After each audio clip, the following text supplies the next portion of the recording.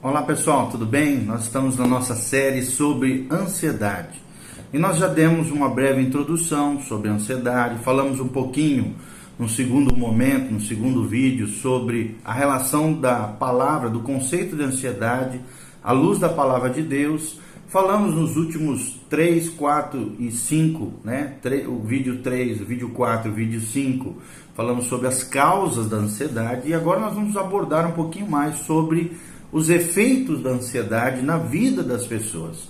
Quais são os efeitos da ansiedade na vida das pessoas?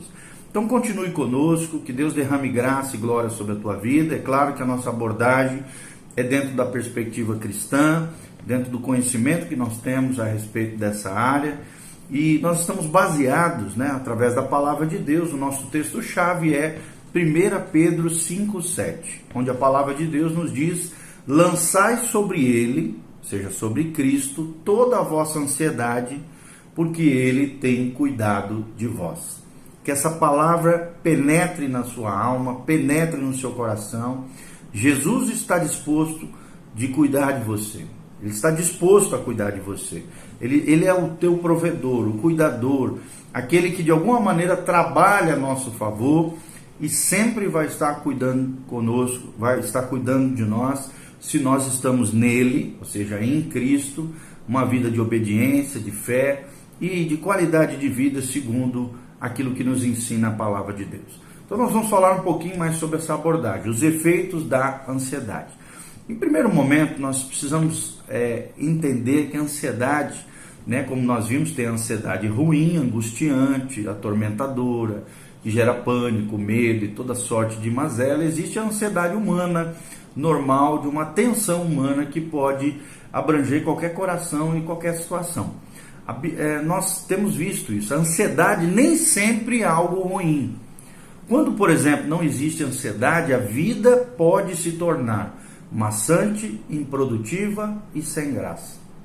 Ou seja, uma vida que não leva a nada, uma vida sem perspectiva de nada. Uma dose, então, moderada de ansiedade, nem muita, nem pouca, motiva as pessoas e até chega a dar sabor à vida. Então, nós estamos falando da ansiedade normal, ansiedade humana. A ansiedade se torna até bem-vinda quando conseguimos controlar as situações que a desencadeiam, ou seja, que ativam uma série de encadeamentos dentro da nossa vida, dentro da nossa história. Então, talvez isso explique por que algumas pessoas esperam horas na fila para poderem assistir, por exemplo, um filme de terror e morrer de medo ou gritar até ficarem roucas numa montanha russa, Ou seja, as pessoas gostam um pouquinho disso, de ter as suas almas meio que ter alguns turbilhõezinhos aí na alma, com relação a isso. É claro que nós não estamos fazendo apologia a filmes de terror, nem nada disso, mas faz parte da natureza humana ter grandes sensações, ter grandes emoções, como por exemplo, nós falamos, as pessoas que enfrentam até uma fila enorme para poder ter essas sensações numa montanha russa. Entretanto, quando a ansiedade é intensa, ou seja, prolongada ou incontrolável, as pessoas começam a apresentar reações debilitantes de ordem física, psicológica, defensiva e às vezes até com aflições espirituais. Então nós vamos abordar cada uma delas agora. Primeiro, reações físicas. É do conhecimento de todas as pessoas que a ansiedade pode produzir, por exemplo, biologicamente, fisiologicamente, úlceras, dor de cabeça, irritações na pele, dores nas costas, isso é muito comum, dores nas costas, vários outros problemas físicos nas pessoas. Ou seja, nós estamos falando agora da ansiedade crônica, da ansiedade que somatiza, que afeta o soma, o corpo. Então quase todo mundo já teve algum, por exemplo, desconforto estomacal, o que se chama de borboletas no estômago, falta de ar às vezes, distúrbios no sono, fadiga intensa, perda de apetite, desejo frequente, por exemplo, de urinar durante períodos de aflição, de angústia e de ansiedade. Mas também há outras alterações menos perceptíveis tais como mudanças na pressão sanguínea da pessoa, aumento da tensão muscular, dificuldade de digestão e alterações na química do sangue das pessoas. Então, quando esses distúrbios são temporários, o dano causado por eles é mínimo e às vezes até imperceptível. Porém, quando persistem, durante algum tempo na vida das pessoas, na alma, afligindo o coração das pessoas, o corpo começa a ceder sob a pressão que essa ansiedade acaba gerando na pessoa. Então, essa é a origem daquilo que os especialistas chamam de doenças psicossomáticas. Psico-alma, emoções, sentimentos, afeto. Somáticas, corpo, ou seja, doenças de causa psicológica que sim acabam afetando as pessoas. Isso é muito comum, principalmente nos dias de hoje, onde as pessoas estão tensas, violência para todos os lados, correria do trabalho. Então essas doenças psicossomáticas são muito constantes e por isso a relevância dessa temática que nós estamos abordando. Por exemplo, pesquisas foram feitas a respeito dos efeitos do estresse, e esses efeitos mostraram que pessoas que estão sempre ocupadas, ou seja, as que precisam fazer muita coisa em pouco tempo, geralmente impõem um desgaste ao seu próprio corpo, pela produção excessiva de uma substância chamada adrenalina. É claro que a adrenalina, como eu falei, quando você está descendo uma montanha russa, ela é maravilhosa, uma sensação fenomenal. Mas se você produz excessivamente adrenalina, essa substância dentro de você, isso pode gerar desgaste no próprio corpo.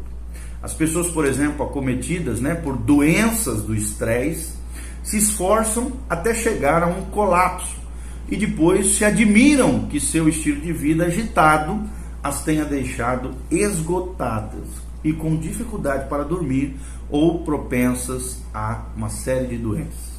Tá bom? Então, primeira causa são o que a gente chama de reações físicas, ok?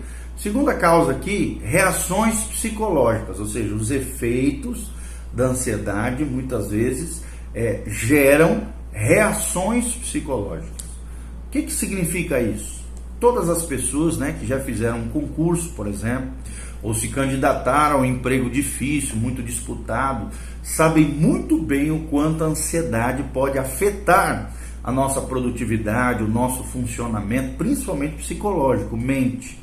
A ansiedade pode reduzir, sim, a produtividade, a efetividade, de modo que não conseguimos fazer muita coisa, ou às vezes até nos atrapalhamos, temos dificuldades, às vezes, nas relações interpessoais, trazendo até problemas de relacionamento com outros, com os nossos chefes, colegas de trabalho.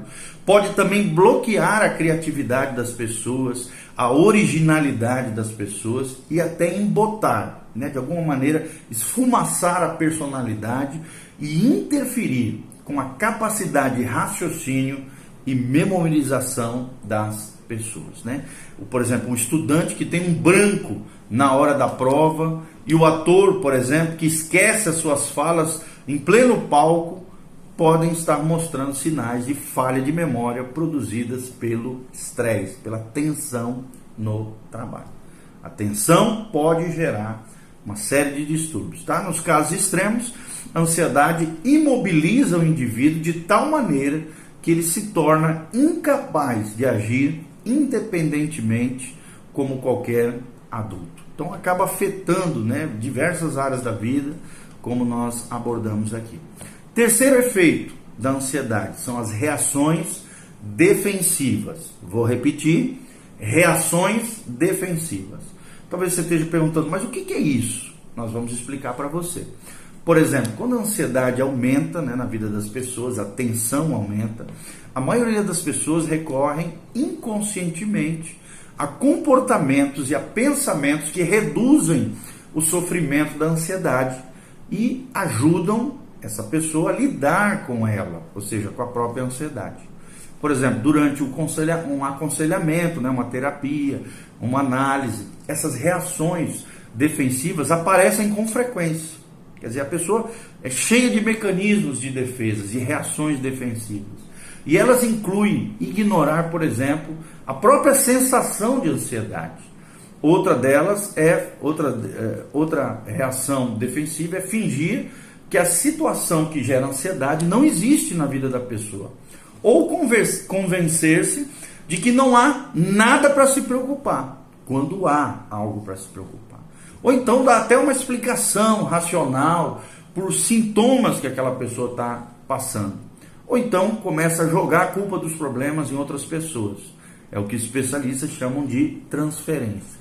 Desenvolver também doenças físicas, por exemplo, que desviam a atenção da ansiedade e dos problemas crônicos relacionados a ela. Ou então regredir a comportamentos, por exemplo, infantis.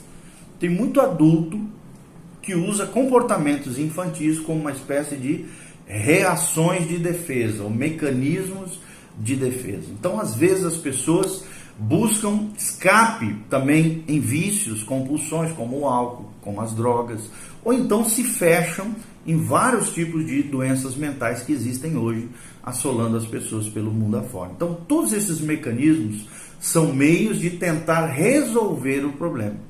Só que, é claro, não resolvem o fato, ok? O quarto efeito da ansiedade são as reações espirituais. Reações espirituais. Vocês sabem que a ansiedade pode nos levar a buscar um auxílio divino. Isso é maravilhoso, nada de errado com isso. Pelo contrário, nós incentivamos a isso. Que nessa busca por esse auxílio divino, que poderia ser ignorado se tudo estivesse correndo bem. Embora, por exemplo, as conversões ocorridas na trincheira, nos problemas, nas dificuldades, tenham sido bem menos comuns do que se pensava, existem indícios de que muitas pessoas se voltam para Deus apenas em momentos de estresse, de fadiga, de tensão. E não deveria ser assim, Nós deveríamos buscar Deus sempre, independente da situação delicada ou não que nós estejamos vivendo. Porém, a ansiedade também pode afastar as pessoas de Deus. E, infelizmente, isso é muito comum nos dias de hoje. Além de afastar as pessoas de Deus, afastam as pessoas de Deus justamente quando elas mais precisam dele, ou seja, do próprio Deus. Quando essas pessoas estão cheias de preocupações, ou então desesperadas com as pressões da vida, até mesmo as pessoas religiosas encontram pouco tempo para orar, às vezes sentem menos interesse em ir nos cultos, ficam amargas dentro de si, porque acham que Deus está em silêncio diante do sofrimento delas, ou até sentem raiva de Deus, porque parece que Deus permite que coisas ruins aconteçam com gente boa. Então, nessa hora, o terapeuta, o conselheiro cristão, aquela pessoa que está ajudando alguém que está vivenciando essa ansiedade crônica e todos esses efeitos colaterais, principalmente de essas reações espirituais, o conselheiro cristão, o terapeuta, o analista, o psicólogo cristão, pode ser bem recebido na qualidade também de um ministro espiritual, ou então, muitas vezes também acontece, pode ser rejeitado. Por quê? Porque representa um Deus que permitiu que o estresse, a tensão ocorresse e deixou a impressão de que Deus não se importava com aquela pessoa. Claro que isso é uma grande mentira de Satanás, principalmente diante de pessoas que precisam de ajuda, ok? Então, no vídeo seguinte, nós vamos falar sobre a relação entre o aconselhamento e a ansiedade. Como ajudar pessoas que estão sofrendo com a ansiedade. Então, continue conosco. No próximo vídeo, nós estaremos ministrando ainda mais sobre isso. Deus abençoe a sua vida, o seu coração. Louvado seja o nome do Senhor. Lembre-se que diz a palavra de Deus: lançai sobre ele, ou seja, sobre Jesus, toda a vossa ansiedade. 1 Pedro 5,7. Porque ele, Jesus, tem cuidado de vós. Seja a paz de Cristo árbitro nos vossos corações. Que a paz de Cristo, que excede todo entendimento, guarde os vossos corações em Cristo Jesus, o nosso Senhor e o nosso Salvador. Deus abençoe, dê um joinha, faça seus comentários, compartilhe com outras pessoas essa nossa série de vídeos sobre essa temática tão importante que é a ansiedade. Deus abençoe a todos, a paz.